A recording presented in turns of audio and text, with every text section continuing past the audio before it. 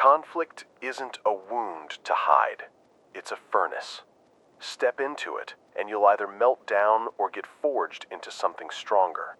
Right now, stop pretending conflict is a problem to be eradicated. It's a raw form of energy waiting for a shape. If you keep dodging it, you're not winning peace, you're losing power. This is the first truth I want to plant in your mind. Conflict is information and energy. Learn to read it. Learn to direct it. Most people treat conflict like an infection. They put a bandage over it, smile, and hope it goes away. They whisper conciliatory words while letting resentment plant seeds. Meanwhile, the damage grows underground. Relationships wither, teams lose edge, decisions rot. Avoiding conflict is the coward's way of managing reality. It looks tidy for a minute, but it steals your opportunities for clarity, growth, and leadership. If you want to be someone who shapes outcomes, you must stop fearing the friction that precedes creation. So what is conflict, really? Not just shouting or slamming doors. Conflict is the place where values collide, where unmet needs press against one another, where ideas fight for space. Two people disagreeing about a deadline. That's conflict. A partner wanting more attention while you crave space. That's conflict. A team split over strategy. That's conflict. It's not always dramatic. Often it's quiet. A cold shoulder, an avoided meeting, a stonewalling email. But the substance is the same. Mismatched wants, different maps of what's acceptable, competing stories about reality. Here's a brutal, liberating fact. Conflict reveals truth faster than compliments. When friction appears, it points to what actually matters. Don't be afraid of it. Be grateful for the information. Ask yourself, what boundary is being tested? What expectation is unmet? What fear is hiding behind that anger? Your job is to translate the heat of conflict into a clear signal. Here's what needs to change. There's a second truth you must internalize. Suppression is theft. When you swallow your words to keep peace, you rob everyone of clarity, including yourself. Your silence carries weight. It accumulates into passive grievances and resentments that later make you explode or withdraw. Neither explosion nor numbness serves you. The power lies in honest, focused expression. Not brutal honesty that maims, but disciplined truth-telling that aims to resolve, not to demolish. You must learn to say what matters without turning the exchange into a battlefield where the only winner is hurt. Conflict without rules becomes chaos. But rules are not a leash. They're the channel that lets power flow. A rule is simple. Say what you mean, own your part, ask for what you need, listen to understand. These are not soft suggestions. They are the mechanics of converting friction into momentum. When you operate by those principles, conflict stops being random pain and starts being your toolkit for change. Now let's talk about fear. Fear is the default engine behind most destructive conflict patterns. Fear makes you defensive, blameful, and small. It convinces you the stakes are existential when often they are not. Your ego will lie and tell you that being right is worth more than being connected. It will whisper that vulnerability equals weakness. That's propaganda. In truth, vulnerability is the lever that moves mountains. When you can admit uncertainty, apologize quickly, and show the parts of you that ache, you disarm the spiral of retribution. People don't react to confession. They react to tone, to rhythm, to the authenticity of your face. Being the first to be human in a clash changes the whole dynamic. Avoidance, anger, passive aggression. These are the three thieves that steal momentum in any workplace, relationship, or team. They thrive in the dark. They multiply when people speak in fragments and interpret motives poorly. The antidote is structure. Clear agreements, defined responsibilities, and honest feedback loops. Make your commitments public. When everyone knows who owns what, conflict becomes a logistics problem rather than a personality war.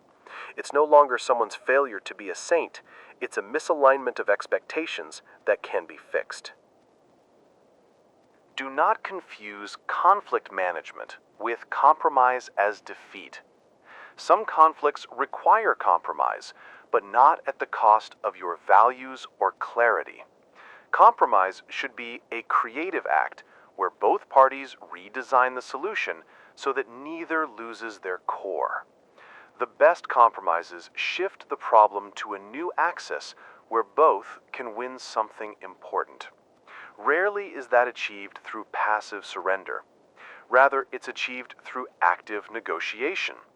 You give up something that costs little and hold firm on what matters most. Remember, the moment you enter a conflict, you enter influence. You can escalate, you can withdraw, or you can guide. If you guide, you think strategically. You ask, what outcome do I want after this? How does this conflict, resolved well, move us forward? Great leaders treat conflict like design constraints. They don't simply react, they model the behavior they want to see. They listen before they judge, normalize discomfort to create space for truth, and turn criticism into data. There's technical skill here, communication muscles you can train. Start with listening, not the polite nod and wait kind, but active listening. Paraphrase what you heard, ask clarifying questions, and reflect the emotion you sense. When someone says, "You never support my ideas," you don't answer with a defense. You say, "Help me understand what feels unsupportive. Tell me one example." That small shift from defending to inquiring transforms hostility into cooperation. It's practical, not sentimental. Then practice naming the impact, not the intent. Replace "you are lazy" with "when the report was late, I couldn't deliver to my client and felt exposed." People rarely respond well to character attacks. They respond to effects. Naming impact makes the problem solvable because it's about behavior, not identity. Invite the other person to propose solutions. Make them a problem solver, not an opponent. There will be moments when conflict becomes toxic. Repeated personal attacks, threats, or manipulations. That's a different category and requires boundaries with teeth. You can be open and courageous without being a doormat. State the behavior, set the consequence, and follow through. Boundaries are not cruelty. They're the architecture of respect. When you follow through, you teach others what you stand for. People will test you. That's natural. The difference between those who lead and those who drift is whether they enforce their boundaries consistently. At the core of effective conflict handling is the idea that growth is more important than being right. If your priority is to prove a point, you will lose the relationship and possibly the future gains that come from it. If your priority is to produce a better outcome for the relationship, the team, the project, you will accept small losses now for bigger wins later. This is not weakness, it's strategy. Even Napoleon Hill taught that the mastermind, working harmoniously with others, is the base of achievement. The skill to move toward harmony without silencing truth is what separates weak leaders from strong ones. Finally, embrace a habit. After every charged conversation, debrief. What went well? What escalated the heat? What could you have done differently? The people who become masters of conflict are almost obsessive about learning. They treat each clash as a case study. They mine it for data.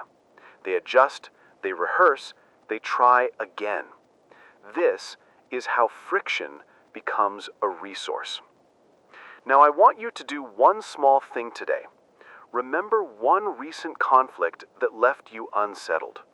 Don't analyze it to win, analyze it to learn. What did the conflict reveal about your values, your limits, and your patterns. Write one sentence about what you discovered. Put it in the comments. Own it. Share it. When you name your truth, you start to change it. And here's a question for you, one that might hit deep. What have you been avoiding saying because you were afraid of the conflict it would create? Tell me one line you've held back. Put it in the comments. Be brave. I want to read it. Part 2. You feel something rise in your chest, a hot rush, a clench in your jaw, a script your body knows by heart. That reaction is not weakness, it's survival wiring. But if you let it run the show, it will sabotage everything you want. The real work of conflict begins before words leave your mouth. It starts inside you, in that narrow window between stimulus and response. This part is about mastering that space. First, recognize the 3 common automatic reactions: attack, avoid, or freeze. Attack sounds like "you always." It's loud, fast, and judgmental. Avoid looks like silence, smiles, and a willingness to let things slide to preserve a fragile calm. Freeze is the quiet collapse inside. Your heart pounds, your mouth goes dry, and you mentally check out. None of these are inherently evil. They are primitive templates. The question is, do you want to remain at the mercy of old wiring, or do you want to upgrade your operating system? Upgrade begins with awareness. When you notice your body reacting, the throat tightness, the quickened breath, name it. Say silently to yourself, "That's anger," or "That's fear." Naming steals energy from the emotion. It gives you a fraction of control. This is not soft psychology. This is tactical. Label emotion. Slow the breath. Choose the response. The pause is your superpower. Even a 2-second gap between what you feel and what you say changes outcomes dramatically. It turns impulsive heat into measured force. You need simple, repeatable tools. Here are 3 you can use in every charged moment. 1. Breathe. Not just any breath, but a slow, deep exhale that lasts longer than the inhale. Exhale carries the parasympathetic signal that quiets the fight or flight. 2. Ask a curious question. Curiosity interrupts blame. "Help me understand what you mean," buys you time and moves the other person into explanation mode. 3. Reframe the threat. Replace "I am attacked" with "I am being asked to adjust." Those words shift your body language, tone, and possibility. Your inner dialogue matters more than your outer dialogue. The words you tell yourself in the midst of conflict shape your physiology and choices. If your inner voice says, "This proves I'm incompetent," you will fold. If it says, "This is feedback about one moment," you will act. Train your inner voice like an athlete trains muscles. Use short, sharp mantras. Observe, don't own. I choose the outcome. This is not an emergency. They sound small, but at high intensity, they steady you. Ego is the saboteur here. It loves to be right, to win, to dominate. The ego's favorite line, "If I lose face, I lose worth." That's a lie. Worth is not a scoreboard. If you let ego run every conflict, you create enemies, not allies. The test of maturity is not how loudly you can proclaim your truth. It's how quickly you can prioritize the relationship over the need to be right. That doesn't mean capitulation. It means strategic humility. You can hold your values and be generous with your stance where it counts less. Vulnerability is the tool that disarms ego. Saying "I'm hurt" or "I didn't want to react that way" is not weakness. It's a calibrated move that redirects the energy. It signals humanity and invites repair. People are conditioned to escalate when they feel judged. They soften when they feel seen. Use vulnerability as a lever, not a retreat. It will change how others defend themselves and how the conversation unfolds. Emotional regulation is a practiced skill, not a personality trait. Some people act like they're born with composure. They're not. They learned patterns, rehearsed phrases, and made choices when the stakes were low. You can do the same. Rehearse responses for predictable triggers. If your boss critiques you and you feel the heat, plan a short script. Thanks for the feedback. I want to understand where you're coming from. Rehearsal lowers reactivity because the brain prefers practiced sequences in chaos. There's another layer, cognitive reappraisal. This is the mental trick of reinterpreting the meaning of an event. Instead of seeing criticism as an attack, you view it as information. Instead of seeing resistance as hostility, you see it as care for a different outcome. Cognitive reappraisal doesn't bleach the sting, it turns it into fuel. People who master it are not numb, they just refuse to be hijacked by assumptions. Watch your stories.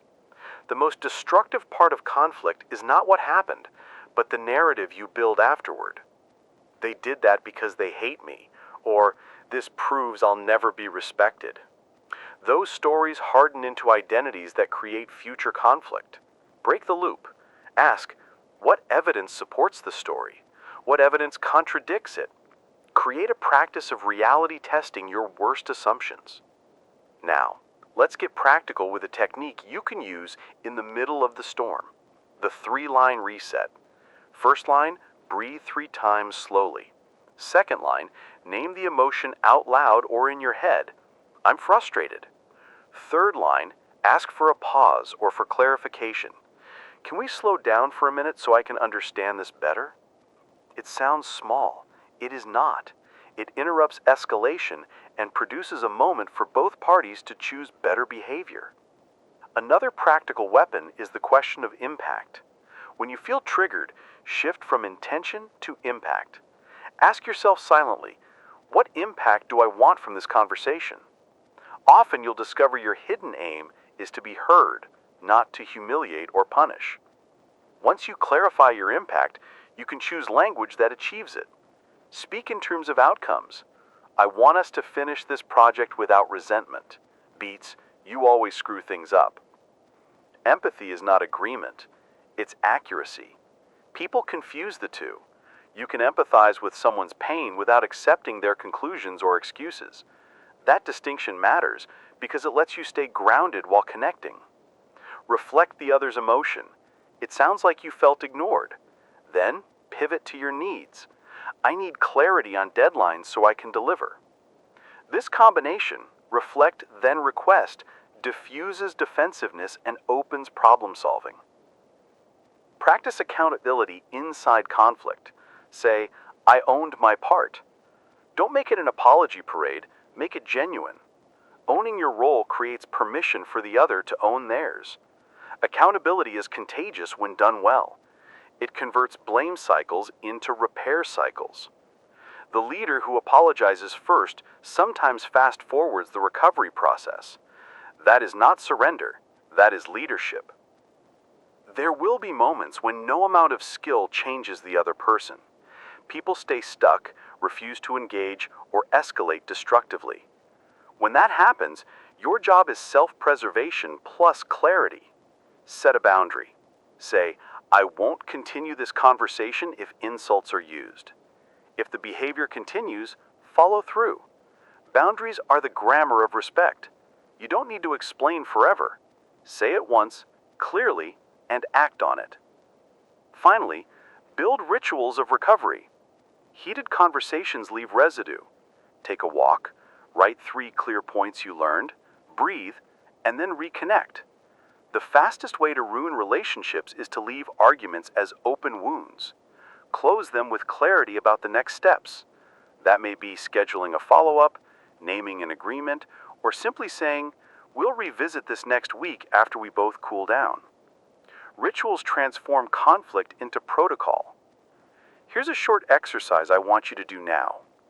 Think of a recent interaction where you felt triggered. Run the 3-line reset in your mind. Breathe, Name the emotion, out loud or in your head, and ask for a pause. Then write one sentence about the impact you actually wanted. Drop that sentence in the comments, short and brutal. I wanted X. Don't justify, don't explain, just state it. Share it. And here's your question, one that cuts to the chase. When you're in conflict, what truth about yourself are you most afraid to admit? Put one honest line in the comments. I'll read it. Be direct. Be you. Part 3. You're in the arena now. Words are flying, tension is high, and everything you do, the pitch of your voice, the rhythm of your breathing, the micro movement of your shoulders, writes the next scene. This part is about how you actually speak and move when conflict is live. It's about communication that cuts through heat and produces decisions, not wounds. If you master this, you'll turn arguments into design sessions and opponents into collaborators. Start with listening so fierce it feels like strategy. Most people listen to refute. You, now, will listen to map. When someone speaks, don't plan your counter. Harvest their logic, their feeling, their need. Use short, surgical responses.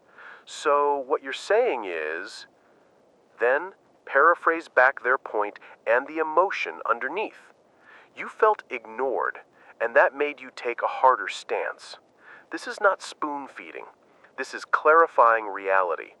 People calm down when they feel seen, and once they calm, they think more clearly. Your job is to make thought possible. Shift from accusation to impact. Replace "you always miss deadlines" with "when deadlines slip, I can't deliver to clients and I lose credibility." One is a verdict. The other is a solvable problem. Use I language like it's a tool in your belt. I feel, I notice, I need. It reframes conversation from character anatomy to behavior architecture. You're not changing your values, you're changing the grammar of the exchange so the other can act. Ask better questions. Questions are the currency of influence. Instead of saying, "Why did you do that?" ask, "Help me understand what was going on when that decision was made." Instead of "You're wrong," ask, "What are you trying to achieve with that approach?" These questions pull the other into problem-solving mode. They turn defensive postures into cognitive tasks. Explain, justify, solve. You want cooperation, so ask things that make cooperation the easiest option. Use calibrated statements that are precise and disarming. Try, "I want to resolve this with you. Can we set one goal for this conversation?" Or, "If we can agree on the outcome we want, I'll be flexible about the method." You're not begging, you're structuring. You convert chaos into a shared goal and make the conflict about methods, not morals. Control tone and tempo like a conductor. Speak slower than their anger, not faster. Slow words create a slower emotional arc. Lower your pitch slightly. Softer volume invites the other to match. Physical stillness communicates confidence. Frantic gestures broadcast panic. You can use silence as a tool. A well-timed pause after a complaint forces clarity. Either the other person repeats themselves more calmly, or they add details that make the real problem visible. Use the pause to breathe, listen, and choose. Move from positions to interests. Positions are fixed demands. Interests are motives and needs. If your partner says, "I want you to stop traveling," that's a position. Ask what interest is behind it. Safety? Loneliness? Fairness? Once you name the interest, you can invent multiple options. The negotiation literature calls this creating options for mutual gain. Think like an architect. What are 3 different ways to satisfy that interest? When you generate options, you shift the conversation from zero-sum to creative. That is where leaders separate themselves. Use the yes and technique when possible. It's not about fawning agreement. It's about acknowledging and adding. Yes, I see that point, and here's how we can handle the side that worries you. This keeps you collaborative without collapsing your standards. It is subtle persuasion. You accept a piece of the other person's reality while steering toward your solution. Be transparent about constraints. People respond badly to hidden limits. If you can't accommodate a demand, say why in concrete terms. I can't do X because of Y. Here's the impact. Then propose alternatives. Transparency kills resentments because it converts mystery into logic. You're not being defensive, you're being a responsible partner in the problem. Use small scripts to de-escalate.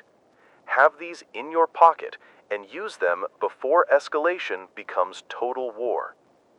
I want to get this right. Can we take a few minutes to reset? I hear you. I'm going to repeat what I heard to make sure I got it.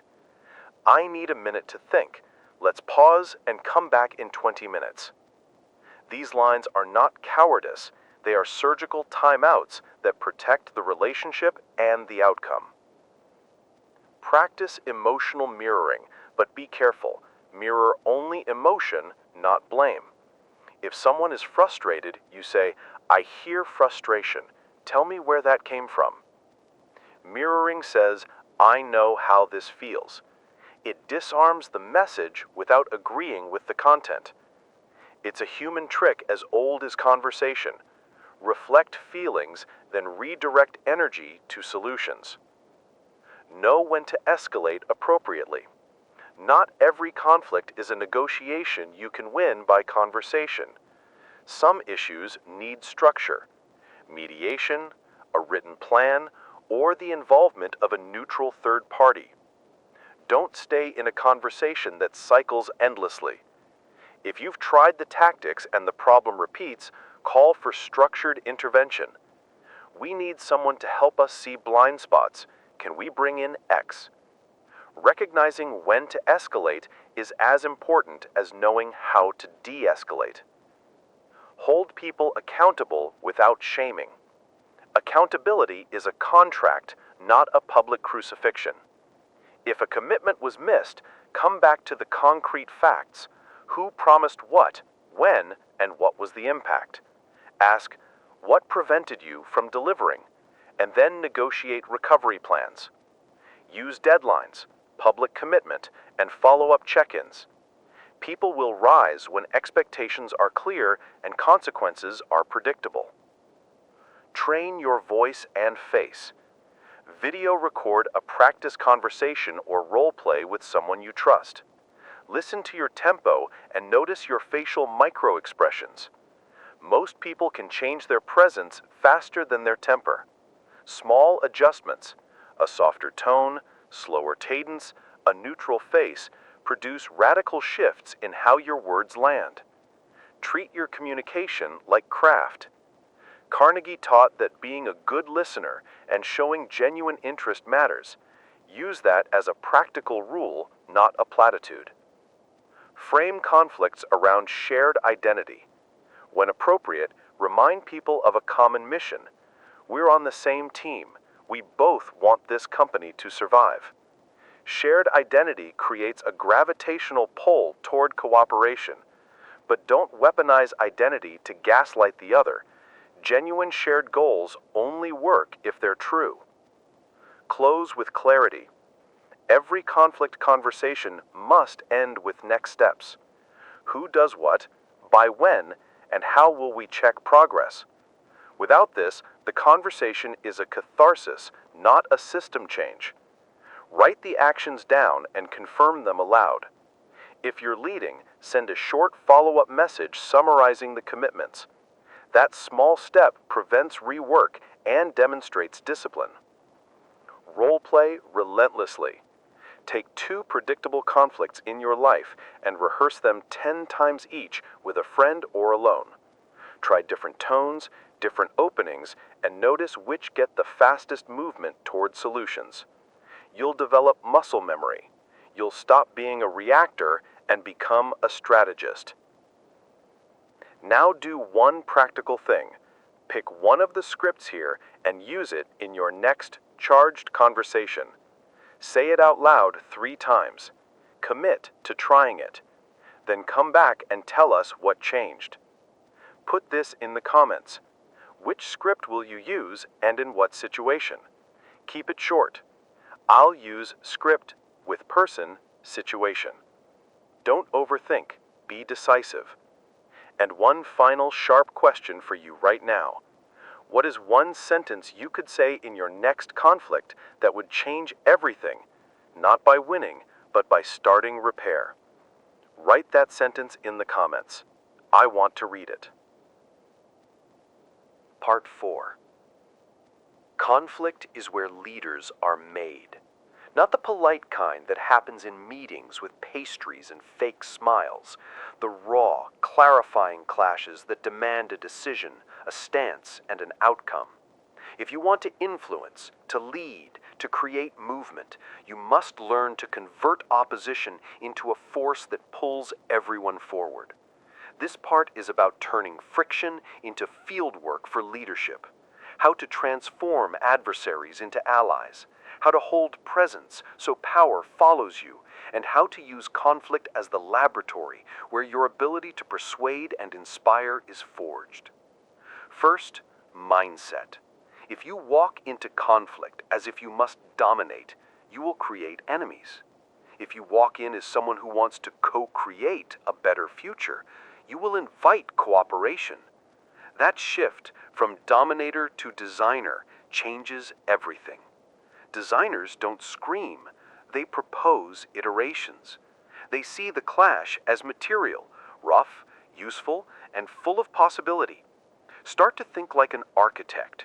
Every conflict has constraints, loads, and structural weaknesses. Your job is to redesign the system so it bears weight without collapsing. Presence is your primary currency. Presence is not charisma flipped on like a switch. It's steadiness under pressure. It's the ability to be the calm in the room while heat swirls around you. How do you build it? Practice small exposures. Lead low-stakes conflicts with intention. Speak slowly, anchor your gaze, and speak a truth that is short and unambiguous. When people see steadiness, they mirror it. The human nervous system is contagious. Calmness breeds calm, and calmness buys time for thinking. That is influence. Charisma is overrated as a mystical quality. Real charisma is the product of clarity, courage, and consistency. Clarity about what you want.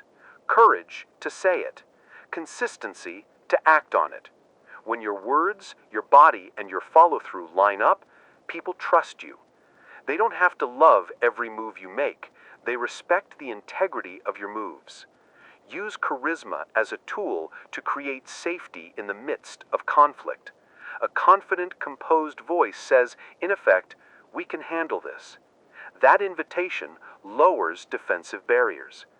Now, how to convert opposition into alliance.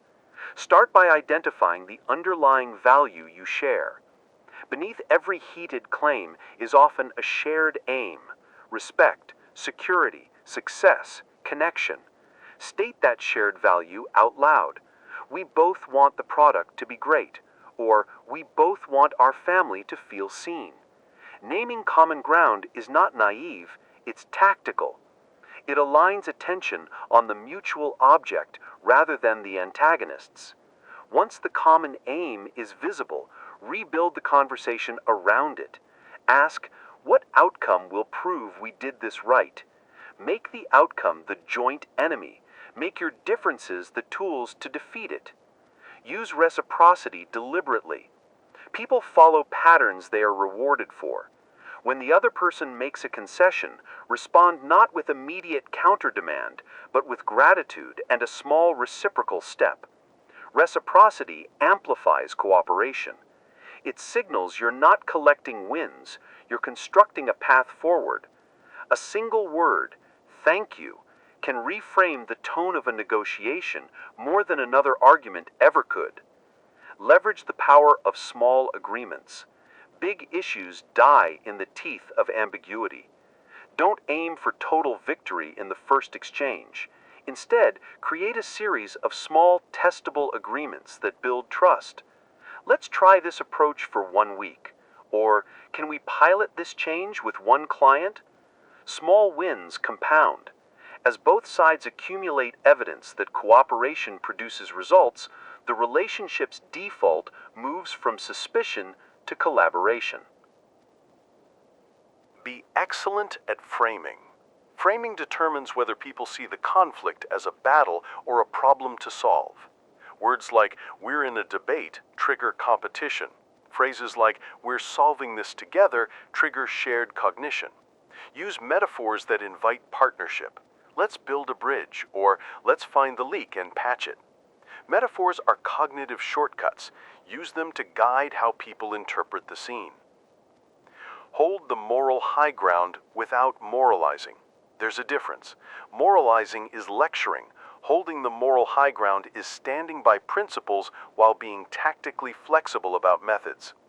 When you keep your principles visible but avoid sanctimony, you remind others there is a standard without shaming them. That balance is leadership. When persuasion is needed, be precise. People comply with clear requests more than vague appeals. Replace emotional pleas with specific asks. Can you commit to delivering a draft by Friday at 10 a.m. versus, "Can you please try harder?" Specificity makes responsibility actionable. Use deadlines, measurable checkpoints, and explicit deliverables. Influence is not talky, it's procedural. Use stories to move people. Facts inform, stories move. When you want to shift perspective, tell a short, relevant story about a similar problem solved differently. Narratives rewire how listeners imagine outcomes. They create emotional roots around rational resistance. But stories must be concise and credible. Don't invent drama, use real, precise moments that illuminate a choice and show a path. Manage perceptions actively. When conflict escalates, rumors and stories multiply. Control the narrative by being the first to describe what happened in clear, simple terms. Don't spin.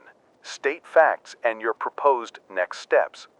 People prefer a clear sequence they can understand. If left alone, their imaginations will fill the gaps, usually with worst-case scenarios. Give them a better story to hold. Cultivate allies before conflict. Influence is easier when you haven't burned bridges. Invest in relationships when things are calm. Small deposits, genuine interest, quick follow-ups, public support create a reservoir of goodwill you can draw from during hard conversations. Don't only network when you need something. Build reciprocity and presence across your circle consistently. Use third-party credibility when appropriate. If you're stuck in a zero-sum narrative, bring in data, precedent, or a neutral observer. That moves the fight from character to evidence. If a decision is repeated and emotional, an external framework, industry standard, customer feedback, or financial metrics changes the reference point. People are more willing to shift when the burden of proof rests on shared tools, not on personality. Learn the art of graceful exit. Not every conflict is worth the battle. Sometimes influence means walking away with enough dignity to fight another day. But walking away poorly, with resentment left unaddressed, corrodes future influence. So walk with clarity, state why you're pausing, what you hope to achieve in the pause, and when you'll return. That preserves agency and prevents the conversation from rotting. Finally, use conflict as a feedback loop for systems. If the same fight repeats across people or teams, you don't have a people problem, you have a system problem. Map the patterns, document the triggers, and redesign the process. Great leaders use conflict data to change hiring criteria, communication rhythms, or decision rights. They don't merely patch relationships, they rebuild the architecture that created the friction. Now, do this exercise. Pick one person in your life or work who feels like an opponent. Write down one shared value you have with them and one small specific agreement you could test for 1 week. Commit to that test. Then write the 2 lines in the comments like this: person, shared value, trial, specific 1 week agreement. Short, clear, action-oriented. And here's the question I want you to answer, something sharp and honest. Who in your circle would you most like to turn from opponent into ally? And what is the one bold first sentence you could say to start that turn? Drop that sentence in the comments. Be brave. Be direct. Be the person who builds bridges. Part 5. This is where the work pays off. You felt the heat, learned to pause, spoken with precision, and moved people into alignment. Now it's time to turn those moments into muscle, to integrate conflict into the architecture of your life so it becomes fuel, not friction. Mastery is not a single conversation.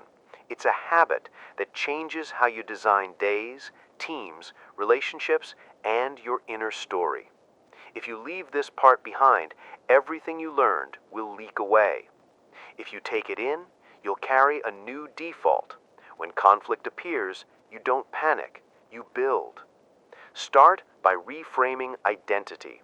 Most people think they are either a person who handles conflict or someone who breaks under pressure. That's a story, not a fact. Choose a story that serves you. I am someone who converts friction into clarity. Say it, write it, own it. Identity is a compass. When you identify as a builder of solutions, your brain searches for behaviors that match that identity. Napoleon Hill wrote about the power of the mastermind and the directed mind. Use that idea here. Cultivate a mindset that seeks resolution, not victory. Make that mindset visible in how you speak about yourself and others. Build rituals around conflict so recovery becomes automatic. After a charged exchange, do the same 3 things every time. Breathe, record, and restore. Breathe, take 5 slow breaths to reset your nervous system. Record, write 1 concise sentence about what happened and what you learned. Restore, perform a small ritual that closes the loop. A message that confirms next steps, a short walk with a colleague, or a deliberate reconnection with the person involved. Rituals flatten emotional spikes and create learning momentum. They turn chaos into data. Make feedback systemic, not sporadic. If conflict keeps popping up in the same place, add a feedback mechanism. Weekly check-ins, a short anonymous pulse survey, or a retro where the rule is to surface tension before it calcifies. When feedback is a built-in practice, you remove the moral drama from conflict. It becomes maintenance work. Dale Carnegie advised making the other person feel important. Modernize that. Make them feel heard with reliable processes. The fewer surprises, the less drama. Design your environment to reduce low-value conflict. Small frictions, unclear ownership, vague priorities, missing deadlines create endless noise. Clear roles, simple protocols, and visible calendars reduce accidental clashes. When people know who decides what and how trade-offs will be handled, many fights disappear. Use templates for decisions. When is input required? Who signs off? Which metrics matter? Systems are not cold. They are humane. They protect relationships by making expectations explicit. Teach conflict skills. If you lead a team, don't hoard these tactics. Share them. Run short practice sessions, role plays, micro-feedback drills, or live coaching during low-stakes disagreements. Normalizing skill building removes shame and builds competence. People who train together fight less destructively because they have shared language and expectations. Consider it like fire drill training for emotional storms. Rehearse the response so it becomes automatic when the real alarm rings. Keep a conflict journal. Sounds simple, but it's a lever most people ignore. After a heated moment, jot down trigger, your reaction, what you tried, outcome, what you'd change next time. Over weeks, you'll spot patterns, certain people, certain topics, specific words that escalate. That map is golden. Use it to build your rehearsals. Earl Nightingale said you become what you think about most. Think about how you respond to conflict, and you will become that responder. Practice humility in a specific way. Own small mistakes publicly and early. The habit of early admission disarms escalation and models the behavior you want to see. It's not self-flagellation, it's strategic generosity. When you admit a minor failure quickly, you shorten the feedback loop and create permission for others to do the same. That culture, one of quick admissions and fast repair, is lethal to chronic conflict. Guard your energy. Mastering conflict is not about being endlessly available. It's about being wisely present. Protect your bandwidth by not engaging with every provocation. Use selective attention. Decide in advance which battles matter and which are noise. There's a distinction between being passive and being strategic. When you conserve energy for high-leverage moments, you lead with clarity rather than reaction. Develop a long horizon view. Conflict often triggers short-term thinking. Win now, fix later. Reverse that. Ask, what will this look like in 6 months? In 2 years? Long horizon thinking recalibrates what counts as success. You'll be more willing to give up petty wins for structural gains. This is classic strategic thinking that separates transient friction from systemic shifts. The person who can see the future cost of today's blowup will choose differently. Create agreements that outlast personalities. A good agreement is specific, measurable, and revisitable. It answers who does what, by when, by what standard, and how will we know it worked. Put the agreement in writing and set a revisit date. When agreements are visible and testable, blame loses oxygen. People can point to the plan rather than attack character. Agreements are the boundaries that let teams thrive. Mentor and be mentored. Seek someone who has handled big conflicts well and ask for feedback on your style. Offer the same to someone junior. Teaching consolidates your skill set because you must translate instinct into language.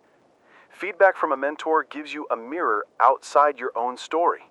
The best leaders are perpetual students and generous teachers at the same time. Celebrate repair. When a conflict ends well, acknowledge it publicly. That signals the culture you want.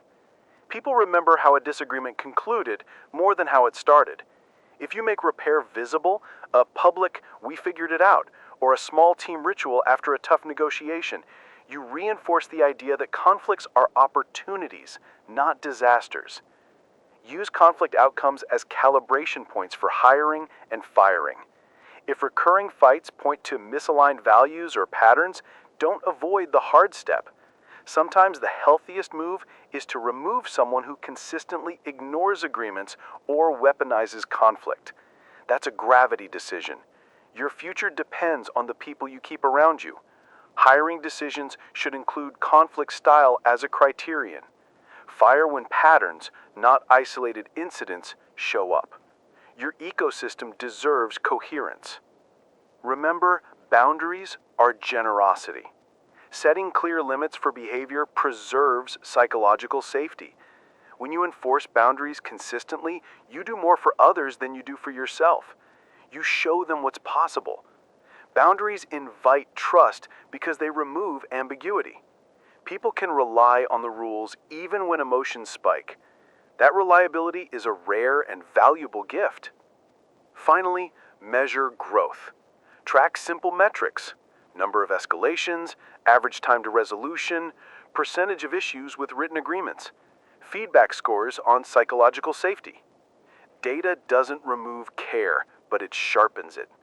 Use it to iterate. If a pattern repeats, you change the system. If not, celebrate the shift. Measurement keeps the work honest. One small practical move I want you to do right now. Pick one recurrent conflict in your life, at work, at home, or within yourself, and write one specific agreement to test for the next week. Make it measurable and brief. Post it in the comments like this: context, 1 week agreement. Do it now. Commit publicly. That tiny public step makes you more likely to act. And this is the question I want you to answer, the one that shapes your path. What kind of person do you want to be in conflict 5 years from now? One sentence. Not a plan, not a wish, an identity. Write it in the comments, make it real. If this whole series moved you, if you found something that hit a nerve or gave you a tool you can use, write one small thing you'll practice this week. Share it. Let people see the work. That's how change spreads. If you want more practical scripts, role plays, and templates to use in real conflicts, hit subscribe and drop a like. It helps reach more people who need this.